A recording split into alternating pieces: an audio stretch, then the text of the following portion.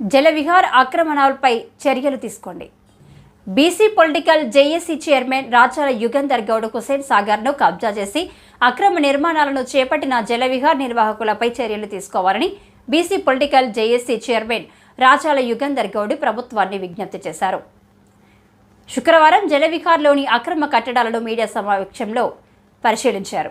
ఈ సందర్భంగా ఆయన మాట్లాడుతూ హుసేన్ సాగర్ పరిసర ప్రాంతాలలో శాశ్వత నిర్మాణాలు చేపట్టకూడదని, ప్రభుత్వ నిబంధనలు అతిక్రమించడమే కాక ప్రభుత్వ ఆదాయానికి గండి కొడుతూ పర్యావరణానికి ముప్పు కలిగిస్తున్న జలవిహార్ నిర్వాహకులపై కఠిన చర్యలు తీసుకోవాలని కోరారు.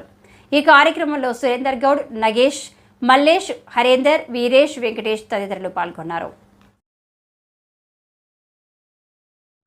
హుసేన్ సాగర్ పరిధిలో నిర్మిస్తున్నటువంటి శాశ్వత నిర్మాణాలను కూల్చివేసి ఈ యొక్క ప్రభుత్వం స్వాధీనం చేసుకోవాలని చెప్పి మేము హైడ్రాకు తర్వాత ప్రభుత్వానికి విజ్ఞప్తి చేస్తూ ఉన్నాం. ఎందుకంటే ఈ హుసేన్ సాగర్ పరిధిలో ఉన్న ఈ ప్రాంతం ఒక సంస్థ లీజుకు తీసుకున్నది. లీజుకు తీసుకొని శాశ్వత నిర్మాణాలు కూడా చేపట్టకూడదు. నిబంధనల ప్రకారం ఏం చేయాలంటే టెంపరీగా ఏర్పాటు చేసి ఈ యొక్క ప్రభుత్వానికి అనుగుణంగా నిబంధనల ప్రకారం నడుచుకోవాలి. కానీ ప్రభుత్వ నిబంధనలకు పాతరేసి శాశ్వత నిర్మాణాలు చేయడంతో పాటు గత సంవత్సరం మనం చూసినాం కొన్ని కోట్లల్లో కూడా ఈరోజు ట్యాక్సీ కూడా ఎగ్గొట్టిన పరిస్థితి ఉంది తెలంగాణ రాష్ట్ర ప్రభుత్వానికి. మరి గత ప్రభుత్వ పెద్దల అండదండలతో యథేచ్ఛగా నడుపుకున్నారు. మరి ఈ గవర్నమెంట్ మారిన తర్వాత కూడా అదే విధంగా నడుపుతా ఉంది. ఎందుకంటే ఈ జలవిహార్ అనేది మనకు తెలిసింది, దీనికి ఎంత ప్రాధాన్యం ఉందో ప్రాచుర్యం ఉందో. మరి ఇటువంటి స్థలాల్లో కూడా అక్రమంగా ఈరోజు చొరబడి లీజ్ పేరుతో అక్రమంగా చొరబడి ఈరోజు శాశ్వత నిర్మాణాలు చేపట్టి ప్రభుత్వ ఆదాయానికి గండిగొట్టడంతో పాటు ఈరోజు అనేక జీవరాశులు లోపల ప్రాణాలకు కూడా వాళ్ళ ముప్పు కలుగుతూ ఉంది.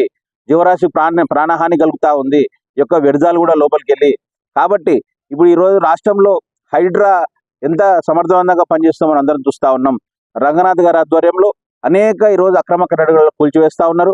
మరి అదేవిధంగా ఇక్కడ కూడా అక్రమంగా కట్టిన శాశ్వత నిర్మాణాలు కూడా ఈరోజు కూల్చివేయాలని చెప్పి ఈరోజు బీసీ పొలిటికల్ జేఏసీ పక్షాన మేము ప్రభుత్వానికి విజ్ఞప్తి చేస్తూ ఉన్నాం. ఎందుకంటే గతంలో అనేక అక్రమాలు ఇక్కడ జరిగినాయి. అక్రమాలు కూడా వెలికి తీయాలి. ఎక్కడైతే ట్యాక్స్ ఎగ్గొట్టిందో అవంతా కూడా వసూలు చేయాలి.